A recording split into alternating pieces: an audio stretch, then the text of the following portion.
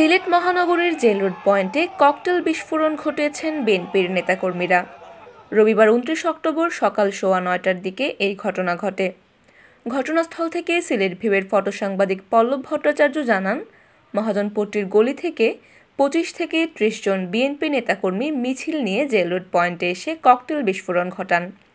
এ সময় তারা পিকেটিং শুরু করেন। তবে দ্রুত পুলিশ ঘটনাস্থলে চলে আসে এবং রাবার বুলেট ও টিয়ার শেল নিক্ষেপ করে বিএনপি নেতাকর্মীদের ছত্রভঙ্গ করে দেয়। এ সময় পুলিশের দিকে ইটপাটকেল নিক্ষেপ করেন নেতাকর্মীরা। তবে বেশিক্ষণ রাস্তায় দাঁড়াননি তারা, মিছিল নিয়ে জেল রোডের দিকে চলে যান। এর আগে সকাল 8:30টায় সিলেট মহানগরীর জিন্দাবাজারে বিএনপি নেতাকর্মীরা জড়ো হয়ে পিকেটিং করার চেষ্টা করলে তাদের সরিয়ে দেয় পুলিশ। ঘটনাস্থল থেকে সিলেট ভিউয়ের সাংবাদিক পল্লব ভট্টাচার্য ও শহীদুল ইসলাম সবুজ জানান, জিন্দাবাজার পয়েন্ট ও কাজী ইলিয়াস এলাকায় সড়কে সকাল 8:30টার দিকে তাঁতিপাড়ার গলি থেকে বিএনপির অর্ধশতাধিক নেতাকর্মী হঠাৎ বের হয়ে পুলিশের দিকে ইট পাটকেল ছুঁড়তে থাকে।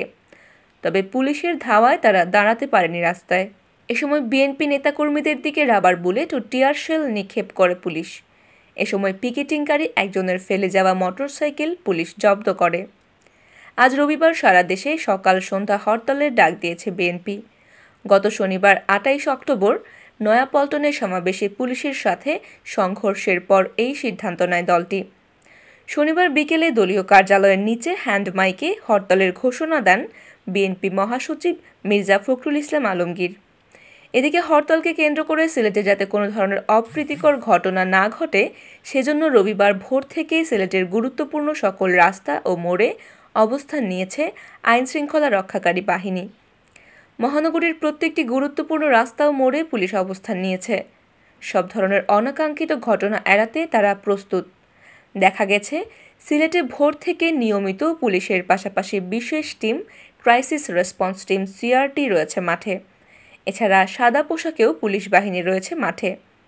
সিলেট মেট্রোপলিটন পুলিশের কমিশনার মোহাম্মদ ইলিয়াস শরীফ পিপিএম সিলেট ভিউকে জানিয়েছেন, সিলেটের জনগণের সার্বিক নিরাপত্তায় আমরা মাঠে রয়েছি। হরতালকে কেন্দ্র করে কেউ নাশকতার চেষ্টা করলেই আমরা কঠোরভাবে তা দমন করব। আজ ভোর থেকে আমাদের মোবাইল টিম, সিআরটি ও সাদা পোশাকে একাধিক টিম মাঠে রয়েছে।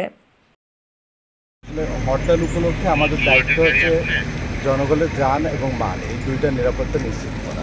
কেউ যদি কোনো ধরনের এনার্জি করার চেষ্টা করে, কোনো ধরনের ভাঙচুরের চেষ্টা করে, অগ্নিসন্ত্রাসের চেষ্টা করে, এসএমপি পুলিশ প্রস্তুত আছে।